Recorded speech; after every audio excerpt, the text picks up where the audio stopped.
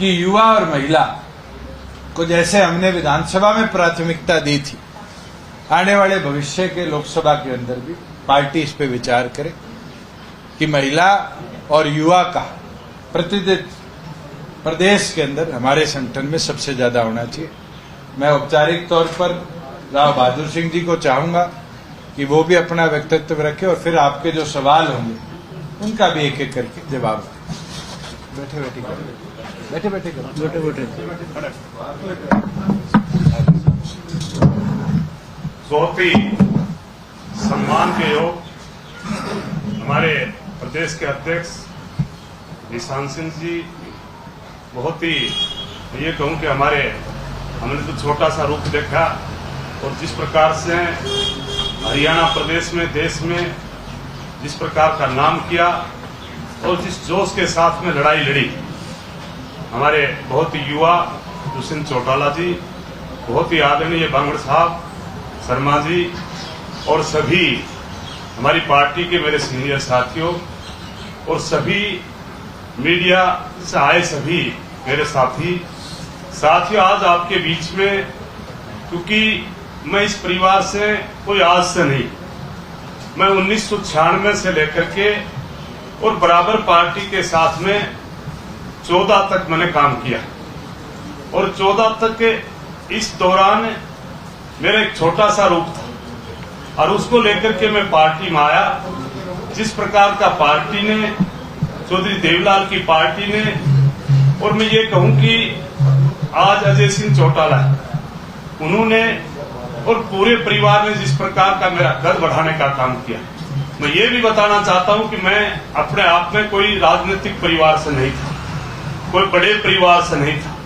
मैं एक छोटे से परिवार से पैदा होकर के जिस प्रकार से मैंने पार्टी की सेवा की और उसका जिस प्रकार से पार्टी ने मुझे मान सम्मान देने का काम किया और जिस प्रकार से पार्टी ने मुझे 2009 में अपनी सिंबल देकर के और जिस प्रकार से मुझे नई कांसी चुनसी आपकी नांगड़ चौधरी नई बनी थी, उसमें टिकट दी और पार्टी ने सारे परिवार ने लग करके और मेरे को बड़े भारी मतों से जिताने का काम किया और पार्टी की जिस प्रकार से मैंने सेवा की, बल्कि परिस्थितियां ऐसी थी 14 में, क्योंकि हमारे सीरियस नेता कहीं न कहीं केस की वजह से प्रताड़ित थे, लेकिन मैं धन्यवाद करूंगा दुष्यंत जी का और दिग्विजय सिंह का, जिन्होंने जिस प्रकार से मैंने 14 में पार्लियामेंट का चुनाव लड़ा और पार्लियामेंट का चुनाव मैंने लड़ा अपना चुनाव मानकर, इन्होंने जिस प्रकार से चुनाव लड़ाने का काम किया, मैं इनका धन्यवाद करता हूं। बल्कि हिसार में ये चुनाव लड़ रहे थे और मैं भिवानी दादरी महेंद्र से चुनाव लड़ रहा था, बल्कि जब कोई वर्कर आता था तो ये अपने आप में दुष्यंत जी एक बात कहते थे, आप अपनी भिवानी देखने का काम करें। और बिल्कुल ठीक बात है कि ये जिस प्रकार से 14 ज्ञान दी थी, मोदी जी ज्ञान दी थी, उसमें बल्कि बड़े बड़े पेड़ गिर गए थे और फिर भी हमने अपनी पार्टी का वजूद रखने का काम किया। दुष्यंत जी भी कमी वोटों से हारे थे और मैं भी सिर्फ 46,000 वोटों से हारा था। मैं ये कहूं कि मेरी कोई उसमें ताकत थी, परिवार की ताकत थी। ये नौजवान साथी जिस प्रकार से मेरा सहयोग दिया और मुझे, मैं ये कहूं कि चौधरी बंसीलाल की पोती सुरती चौधरी बहुत बड़े परिवार से थी, राजनीतिक परिवार से थी, लेकिन वो तीसरे नंबर पर रही और मैं दूसरे नंबर पर रह करके कहीं की मामूली सा अंतर से 46,000 वोटों से हारने का मैंने काम किया। लेकिन इनका प्यार मेरे साथ में रहा और प्यार चलते चलते हमारा कोई कसूर नहीं, कहीं न कहीं पूरे परिवार से प्यार था, लेकिन परिस्थितियां बदल गई और उसकी वजह से शायद परिवार में, वो तो अपने आप में यही बता सकते हैं, लेकिन परिस्थिति आई उसकी वजह से हम परिवार को किसी प्रकार से छोड़ना नहीं चाहते थे। पिछले चुनाव में भी मैं अपने आप में चाहता था कि मैं पार्लियामेंट का चुनाव लड़ूं, लेकिन परिस्थितियां क्या रही उसकी वजह से मुझे टिकट नहीं मिला और उसकी वजह से मुझे भी थोड़ा सा फील हुआ, क्योंकि हरियाणा प्रदेश में अगर एक व्यक्ति ऐसा था जिसने 46,000 मत से पराजित हुआ था और थोड़ा सा मुझे महसूस हुआ उसको लेकर के, मैं चला तो गया कांग्रेस पार्टी में, लेकिन कहीं न कहीं मुझे बात सदा आखती थी। और मैं पार्टी में कांग्रेस में भी रह करके जिस प्रकार से मैंने पार्टी कांग्रेस को भी पूरी 6-7 साल से उनकी सेवा करने का काम किया। मैं यहां भी मेरी आदत थी, जब भी कोई प्रोग्राम होता था उसमें पार्टी की और आज इस परिवार की मैं सेवा करने का काम यहां भी किया, और वहां भी जाकर के सच्चे मन से हमने कांग्रेस में सेवा करने का काम किया। हमने बड़ी बड़ी रैलियां भी करवाई, उनका एक मन से सच्चे मन से हमने सहयोग करने का काम किया। लेकिन हमने एक बात देखी कि एक तो ये अपने आप में हमारा ये परिवार था, दुष्यंत सिंह जी था और चाहे दिग्विजय सिंह और चाहे हमारे, मैं ये कहूं कि वैसे तो खैर अजय सिंह छोटे भाई हमारे, उनकी भी बात करूं, जितनी कोई बात जबान से कह देते हैं उन पे ये खरा उतरने का काम करते हैं। इससे हमारी इस पार्टी में और कांग्रेस में आज मैं इसलिए कांग्रेस को अलविदा कह करके आया। दोस्तों, मैंने एक बात देखी, यहाँ जबान और मेरे ख्याल में एक बार जो जबान कहती उसको खरा उतरते हैं, और किसी को झूठी लालच दे करके और जगह जगह कोई नेता बढ़ाने का काम नहीं करते। और मैंने वहां माननीय भूपेंद्र सिंह हुड्डा जी के रहनुमाई में काम किया। माननीय मैं ये कहूं कि अपनी बहन मान करके आशा हुड्डा जी के साथ में काम किया, हमने उनको भी प्रोग्राम में लाए। हमारे मैं ये कहूं कि जब एक दीपेंद्र सिंह हुड्डा पर हमें पूरा यकीन था कि दीपेंद्र सिंह हुड्डा कहीं कहीं जबान का सच्चा होगा, लेकिन साथियों मुझे फर्क इतना देखने के लिए मिला, एक तो इस परिवार की जबान थी और एक हुड्डा साहब की, वो आदमी को कहीं न कहीं चूस करके, जैसे मैं ये कहूं कि अपने बेर की गुठली को चूस करके और जिस प्रकार से भगाने का काम करते हैं। मैं झूठ नहीं बोलता, पूरे हरियाणा प्रदेश में आपको पता लग जाएगा, कोई यहाँ चंडीगढ़ का अगर है तो पूछ लेना। हमने उनकी बहुत भारी सेवा करने का काम किया, और उसको लेकर के जब हम नजदीक जाते थे तो मैं ये नहीं कहता कि मेरे को ये आश्वासन दिया गया कि हम आपको एमपी का चुनाव लड़ाने का काम करेंगे। पूरी तौर पर मैंने 3-4 साल जिस प्रकार से मैंने अपनी पार्लियामेंट्री कॉन्स्टिट्यूंसी में काम किया, बल्कि मेरे ख्याल में कईयों को तो पता भी है क्योंकि मेरे प्रोग्रामों में आप जाते भी थे, और मैंने जितने बड़े प्रोग्राम किए उसको लेकर के मुझे आश्वासन मिला। और मैंने 3-4 साल से बराबर जो हमारी पार्लियामेंट्री के कॉन्स्टिट्यूंसी के जितने भी गांव थे, पड़ोसी गांव भी, चाहे झज्जर कॉन्स्टिट्यूंसी के थे, चाहे आपके कोसड़ी कॉन्स्टिट्यूंसी के थे। और मैं आपकी जानकारी में बताना चाहता हूं, मैं राजस्थान में जन्मा था, वहां के भी जो नजदीक के गांव थे उनको भी हमने सम्मानित करने का काम किया। हर साल 14 तारीख मकर संक्रांति हम हर साल मनाने का काम करते हैं। अरे हमने हर गांव में जाकर के हर अपनी, चाहे हमारे गांव का जिला पार्षद था, चाहे गांव का ब्लॉक समिति का मेंबर था, सरपंच था, पंच था, लंबड़दार था, चाहे रिटायरमेंट कर्मचारी था, अधिकारी था, और चाहे 60 साल का बुजुर्ग था, चाहे मेरी माता बहनें थी, हर व्यक्ति को घर में जाकर के सम्मानित करने का काम किया। और जब आपका नंबर आया तो मेरे ख्याल में मैं ये कहूं कि दोस्तों, आज मेरी बात सुन रहे हो, मैं कह सकता हूं कि दुष्यंत आज हमारा नौजवान साथी, हमारा नेता बैठा है, मैं ये बात दावे से कह सकता हूं, आने वाले टाइम में आज न तो बीजेपी के में रहेंगे लोग और न ही कांग्रेस में रहेंगे। आज अगर कोई पार्टी विरोध करेगी तो हमारी जेजेपी पार्टी करेगी।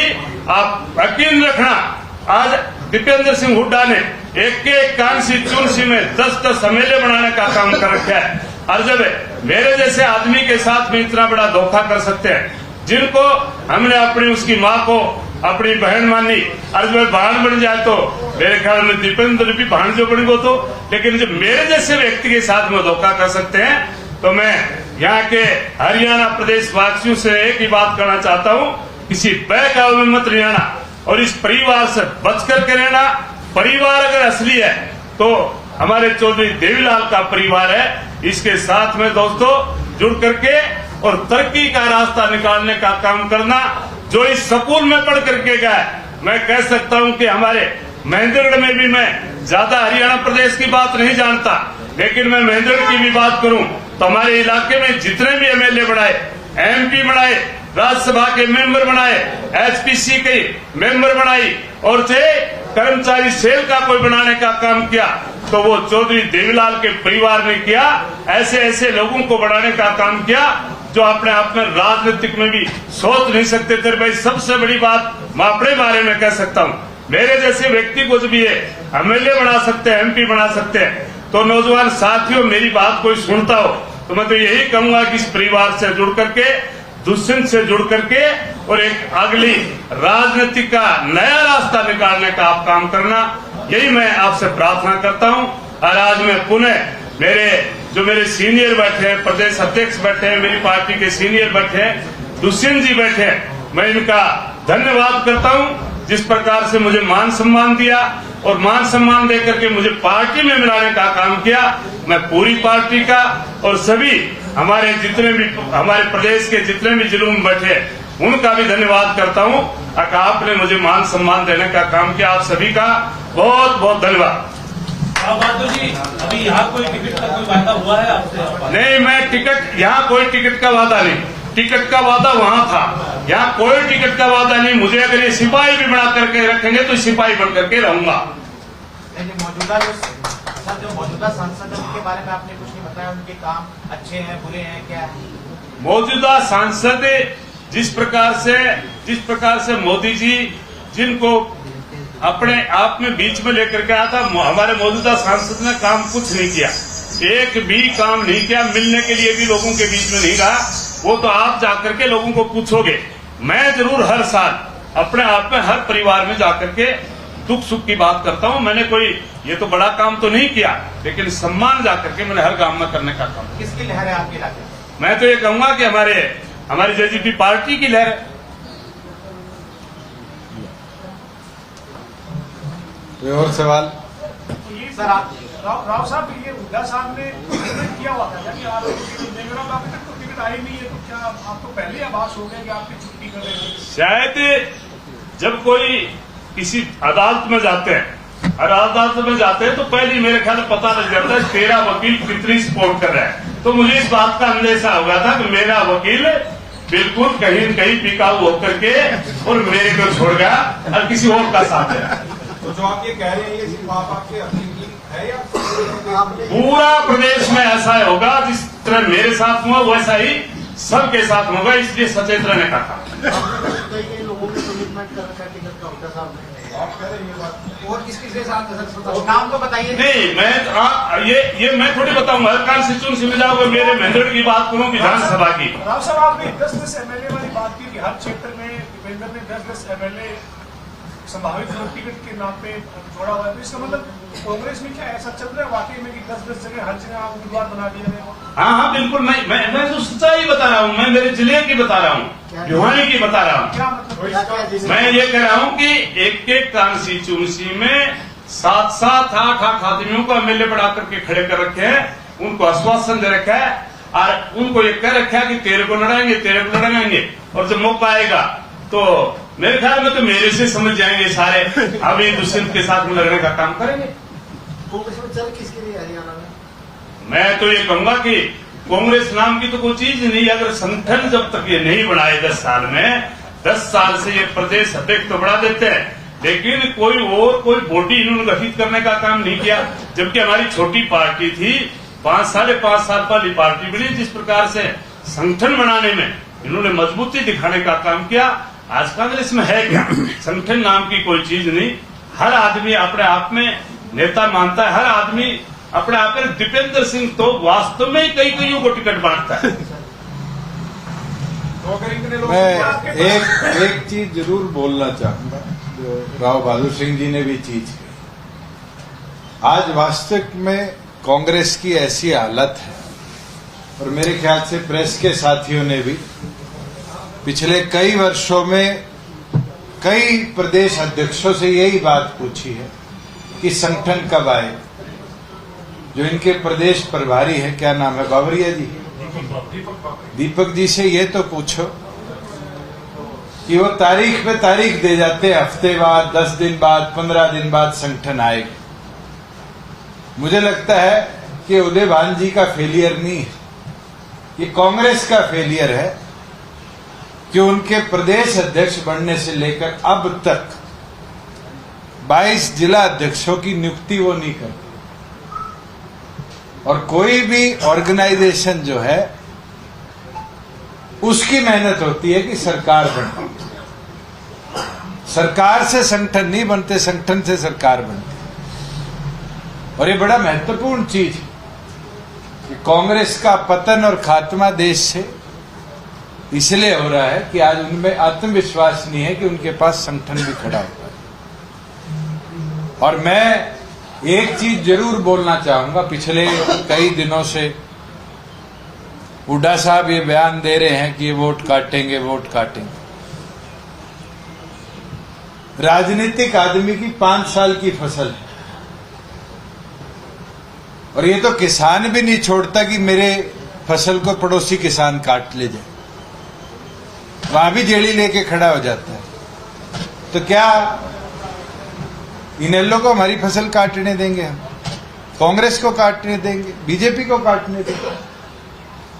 आज एक संगठन के तौर पर जो 5.5 साल में एक एक कार्यकर्ता ने मेहनत करी है, आज खड़े होकर उसकी मेहनत को प्रदेश भर में हम दिखाने का काम करें। और मैं प्रेस के साथियों से भी पूछना चाहूंगा, क्योंकि बारी बारी चीज लिखी आती है। 2019 के अंदर 3 चुनाव जननायक जनता पार्टी ने लड़े। उपचुनाव जींद का लड़ा जब एक चुनाव चिन्ह था। लोकसभा में 6.25 लाख के आसपास वोट आए थे जब दूसरा चुनाव चिन्ह था।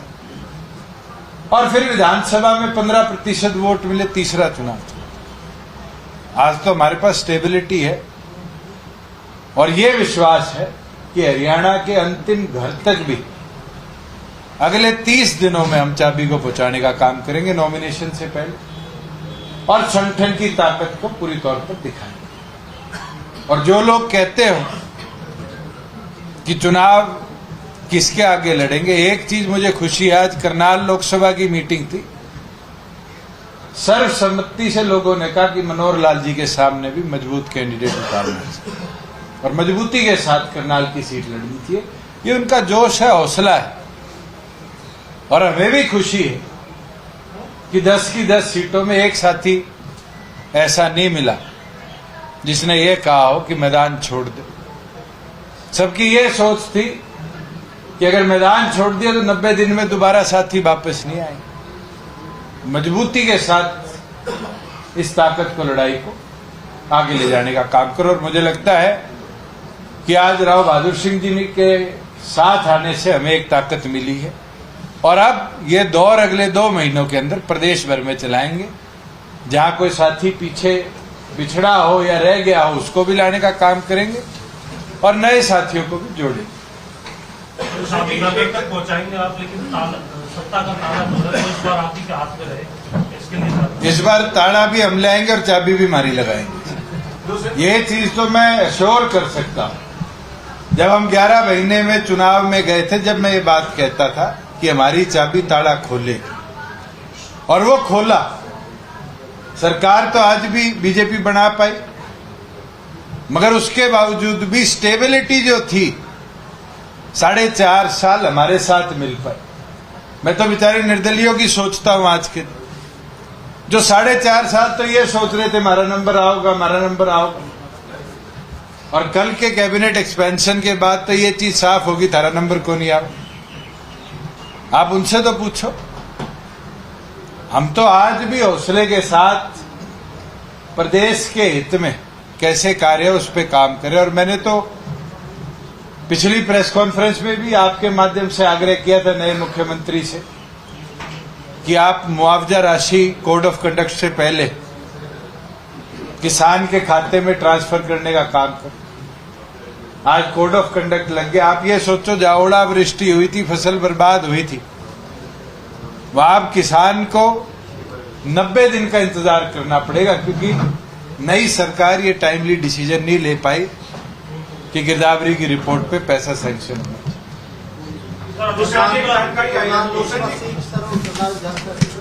भिजवाएंगे?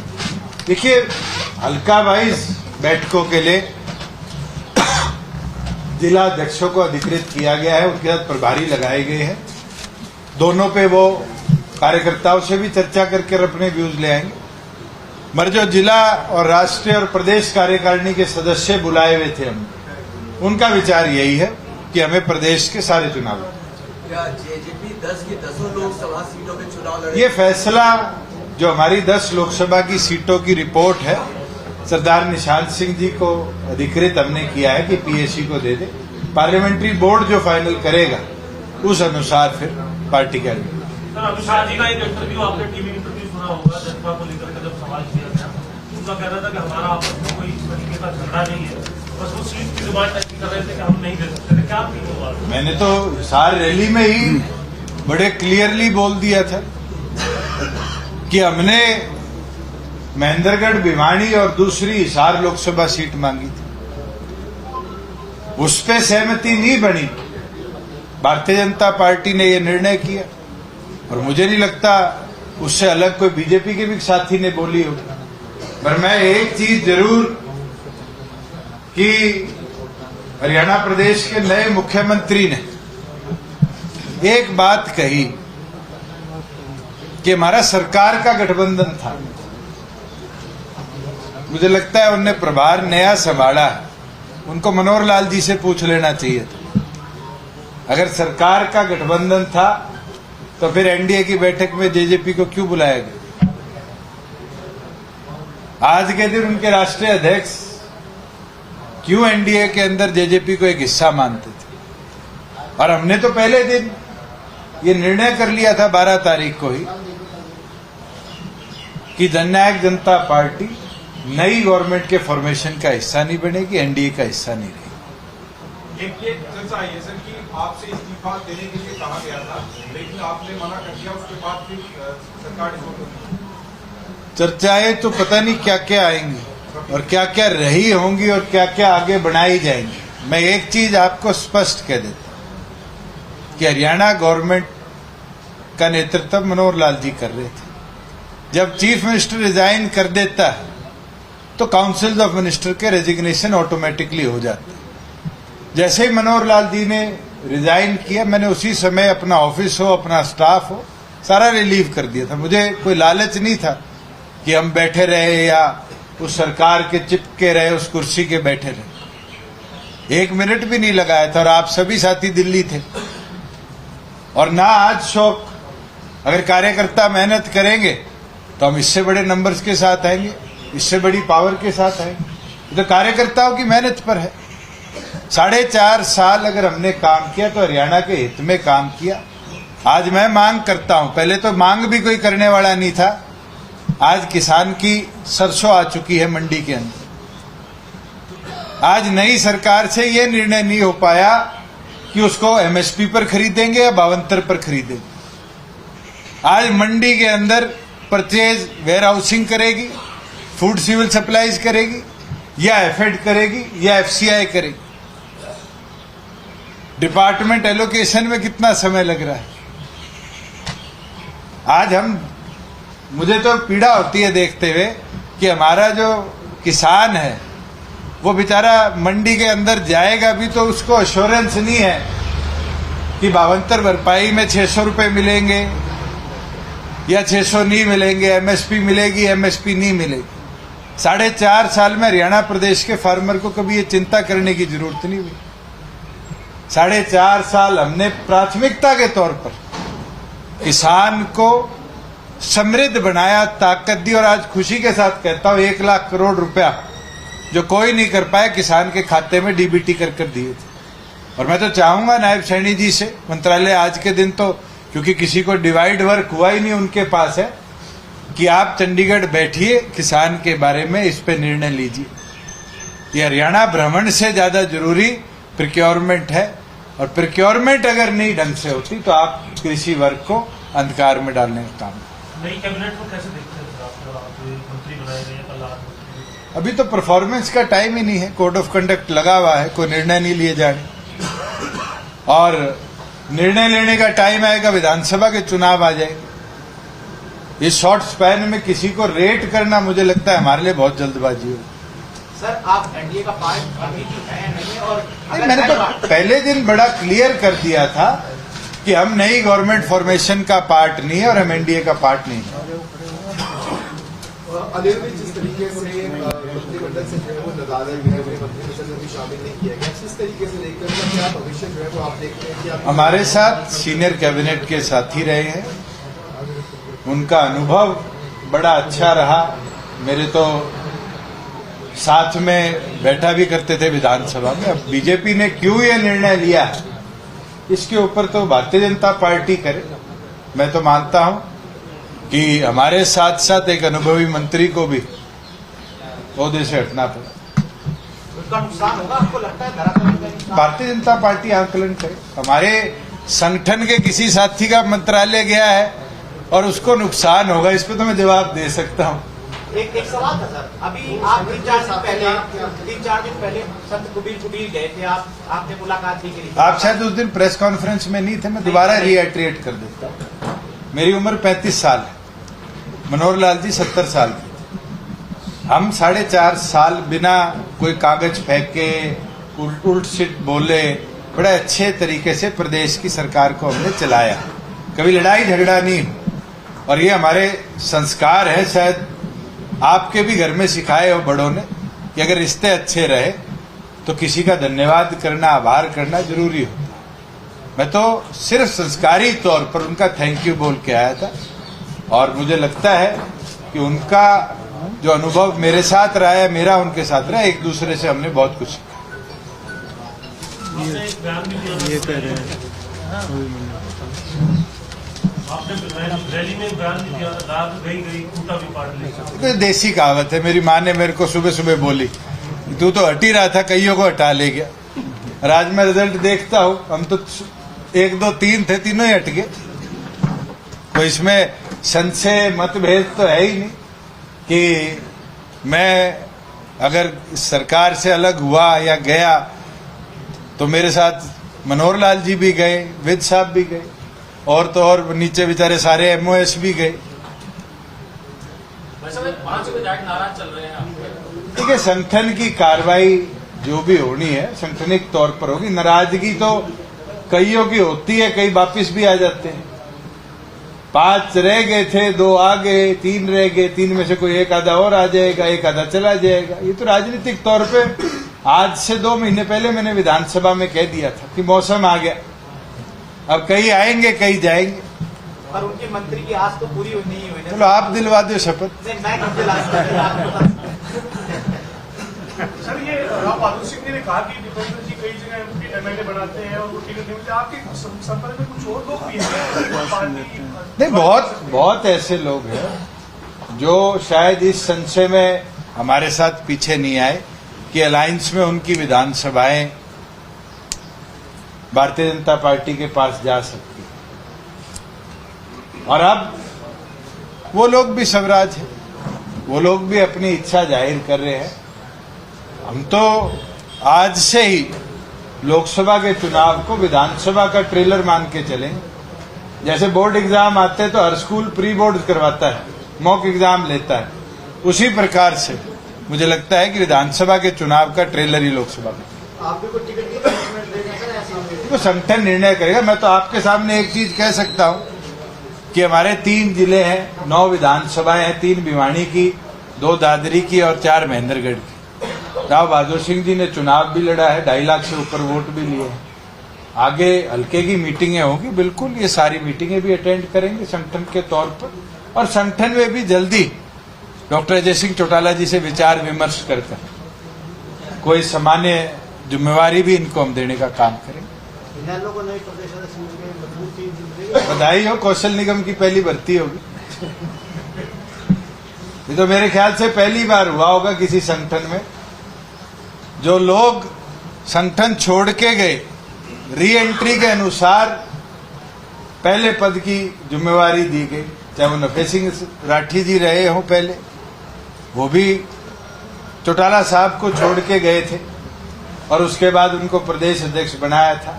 चाहे आज जिम्मेवारी रामपाल माजरा जी को मिली हो, वो भी छोड़ के गए थे और उनको भी री एंट्री करते ही प्रदेश अध्यक्ष जैसी, मैं तो सोचता हूं जिन लोगों ने 98 से लेकर तो आईएनएलडी में काम किया हो या चौधरी देवीलाल जी के साथ 1966 से काम किया है, मैं तो उन लोगों की पीड़ा सोचता हूं कि उनकी क्या गलती रही या उनमें क्या कमी रही कि वो संगठन के लिए काम करते रहे और संगठन ने उनको जिम्मेवारी ली, और क्या ऐसी मजबूरी रही होगी कि ऑफर लेटर के साथ साथ अपॉइंटमेंट लेटर भी मिल गया।